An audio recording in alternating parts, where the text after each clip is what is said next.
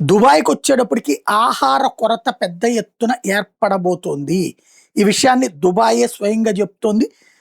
ఇప్పుడు ఓ పక్కన అక్కడికి వెళ్ళడానికి ఎలాంటి అవకాశాలు లేనటువంటి సిట్యుయేషన్‌లో ఫేస్ చేస్తుంది. అందులో అంటే అక్కడ వాళ్ళ ఆయిల్ వేరే దేశాలకు పంపించలేని పరిస్థితి.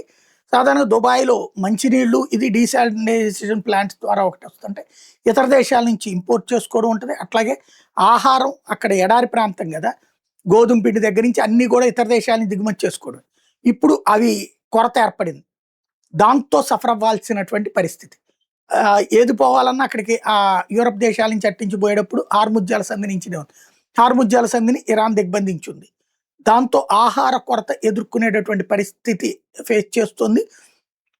దానికి మాక్సిమం ఇంకొక 2 వారాలకు సరిపడినటువంటి ఆహార నిల్వలున్నాయి. ఆ తర్వాతయితే తీవ్ర సంక్షోభం ఎదురవుతుందని చెప్తోందనమాట.